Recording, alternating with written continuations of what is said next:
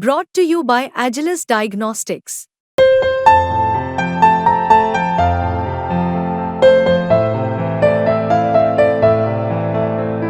Agilus Diagnostics. नमस्कार, बिस्तक के इस खास शो में आप सभी का स्वागत है। मेरा नाम है ईशा मालवी। इस वीडियो में हम बात करेंगे भारत को लेकर जो सबसे अच्छी खबर आई है उसके बारे में। अगले 10 महीने में भारत के मार्केट में करीबन 2.5 लाख करोड़ रुपए यानी 30 अरब डॉलर आने वाले हैं। इसी पर पूरी चर्चा करेंगे और इस चर्चा के लिए हमारे साथ मौजूद हैं प्रवीण सर। सर, आपका बहुत बहुत स्वागत है। सर, ये खबर जो हम बात कर रहे हैं कि अगले 10 महीने में भारत के मार्केट में 30 अरब डॉलर यानी 2.5 लाख करोड़ आने वाले हैं, प्लीज आप एक बार दर्शकों को समझाइए। असल में ये पूरा मामला बॉन्ड्स का है, इंडियन गवर्नमेंट बॉन्ड्स का है। हो ये रहा है कि आज 28 जून से भारत के जो सरकारी बॉन्ड हैं, जो डेट पेपर्स हैं गवर्नमेंट के, तो वो जो भारत के बॉन्ड हैं, गवर्नमेंट बॉन्ड हैं, वो जेपी मॉर्गन का जो इमर्जिंग मार्केट का ग्लोबल बॉन्ड का इंडेक्स है, उसमें आज से वो शामिल होने जा रहे हैं। माना ये जा रहा है कि आज जब शामिल होंगे तो आज ही $2 बिलियन का इन्वेस्टमेंट उसमें आ सकता है जी। और अगले 10 महीने में ऐसी उम्मीद की जा रही है, एक्सपर्ट ये मान के चल रहे हैं कि लगभग 30 अरब डॉलर यानी अगर रुपए के टर्म में हम देखेंगे तो वो तकरीबन 2.5 लाख करोड़ रुपए का इन्वेस्टमेंट बैठता है, वो इंडियन गवर्नमेंट बॉन्ड्स में आ सकता है। तो ये भारत के लिहाज से एक बहुत बड़ी खबर है। भारतीय बॉन्ड मार्केट जिसके विस्तार की बातें बार बार कही जा रही थी, उसके लिए एक बड़ी खबर है और ये भी बताता है कि भारत की इकोनॉमी पे किस तरह से जो फॉरेन इन्वेस्टर्स हैं, जो ग्लोबल इन्वेस्टर्स हैं, उनका भरोसा मजबूत हो रहा है, भरोसा पक्का हो रहा है। बिल्कुल। तो जैसा कि सर ने आपको बताया कि जेपी मॉर्गन के इमर्जिंग मार्केट में भारत के बॉन्ड्स जो है वो शामिल हो गए हैं आज से 28 जून से। अब इसकी बारीकी में अगर हम जाए तो अगले 10 महीने में हर महीने 1% जो है वेटेज भारतीय बॉन्ड को मिलेगा और ऐसे ही करते करते जो है वो 2.5 लाख करोड़ रुपए के आने की संभावना है। तो सर, आप मेरे को एक बार ये समझाइए कि अगर ये आते हैं भारत में तो इससे भारत के बॉन्ड मार्केट को कैसा फायदा मिलेगा? बिल्कुल, देखिए जो आपने बताया कि 1-1% करके बढ़ेगा, तो इंडिया का जो इंडियन बॉन्ड्स का जो टोटल वेटेज है वो उसमें 10% रहेगा। इसका एक सिग्निफिकेंस आप इस लिहाज से समझिए कि चीन, इंडोनेशिया और मैक्सिको, अभी ये 3 ऐसे कंट्रीज हैं जिनको 10%, जिनके गवर्नमेंट बॉन्ड्स को 10% का वेटेज है। उस कैटेगरी में अब इंडिया पहुंच जाएगा।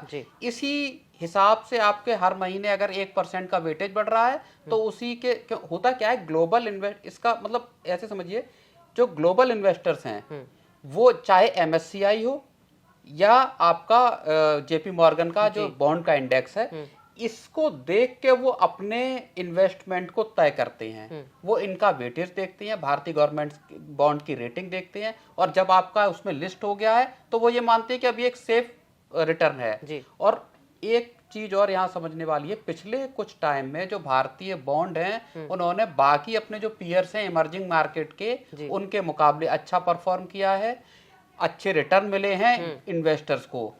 पिछले साल सितंबर में जेपी मॉर्गन ने इस बात का ऐलान किया था कि वो अगले साल भारतीय बॉन्ड्स को इंक्लूड करेंगे और जो एनालिस्ट बता रहे हैं, जो एक्सपर्ट बता रहे हैं, तब से अब तक इंक्लूजन के पहले ही $11 बिलियन का इन्वेस्टमेंट तो आ चुका है।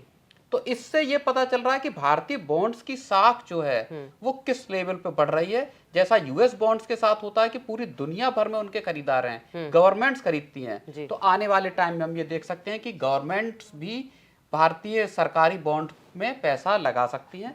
ये एक बड़ी चीज है इसमें। तो जैसे कि हमने बात की कि विदेशी निवेशक भारत की तरफ अट्रैक्ट होंगे, जैसे जैसे जेपी मॉर्गन वाली जो हमने भारतीय बॉन्ड की बात की, क्योंकि हम शामिल हो गए हैं उसमें, तो अब इससे भारत की इकोनॉमी पर क्या असर देखने को मिलेगा हमको आगे? बिल्कुल, ये चीज एक आम जो इन्वेस्टर है, ये एक आम आदमी है, बॉन्ड वगैरह एक कॉम्प्लेक्स चीज होती है, लोग समझने में लोगों के लिए आना थोड़ा मुश्किल होता है। लेकिन अगर हम मोटे तौर पे देखें कि इसका मतलब आखिर क्या होने वाला है, तो 2-3 चीजें हैं जो इकोनॉमी पे असर डालेंगी और उसका असर हो सकता है आम लोगों पे भी पड़े। मसलन इसमें एक फैक्टर यह है कि रुपए की वैल्यू जो है वो डॉलर के मुकाबले मजबूत हो सकती है। एक चीज है इसमें, क्योंकि आपके पास डॉलर का इन्फ्लो आ रहा है। दूसरी चीज ये है कि आरबीआई के पास जो फॉरेक्स रिजर्व है देश का वो बढ़ेगा। डॉलर में अगर $30 बिलियन अगर आते हैं तो अभी 645-40 बिलियन डॉलर का अगर हमारा फॉरेक्स रिजर्व है तो आप उसमें ये रकम ऐड कर सकते हैं और ओवर द ईयर्स ये रकम और बढ़ेगी तो देश का जो खजाना है वो स्टेबल होगा। आपके जो इंपोर्ट के जो बिल आप पे करते हैं उसके लिए आपके पास कभी ये क्राइसिस नहीं होगी कि वहां आपके पास डॉलर्स की कमी है। आपका मतलब इकोनॉमी को एक स्टेबिलिटी इससे मिलेगी।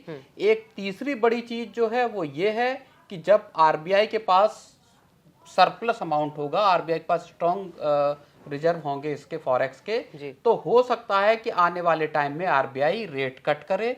रेट कट करने का मतलब ये होगा कि देश में कर्ज सस्ता होगा, लोगों की किस्तें कम होंगी। ये चीजें उसके एक इफेक्ट के तौर पे दिखाई दे सकती हैं। तो हमने इस वीडियो में आपको बताया कि 28 जून भारत के लिहाज से क्यों इतना बेहतर साबित हुआ। जेपी मॉर्गन के इस फैसले के बाद अब भारत में विदेशी निवेशक जो हैं वो तेजी से रुख करेंगे। और इसी के साथ हम इस वीडियो को अंत देते हैं। अगर आपको ये वीडियो पसंद आया तो कमेंट सेक्शन में जरूर बताएं और बिजनेस जगत के ऐसी तमाम जानकारियों के लिए बने रहिए बिस्तक के साथ। बिस्तक आपके लिए लाया है प्रीमियम मेंबरशिप प्रोग्राम, जहां आपको मिलेंगे कई सारे फायदे, जिनमें मार्केट न्यूज़लेटर, लाइव चैट पर आपके सवालों के सबसे पहले जवाब, मार्केट आउटलुक, वीकेंड पर मार्केट स्कैन, एंकर्स के साथ चैट और भी बहुत कुछ। इस प्रीमियम सब्सक्रिप्शन में 3 तरह के प्लान्स हैं, सिल्वर, गोल्ड और प्लैटिनम, जिनकी शुरुआत मात्र 159 रुपए महीने से होती है।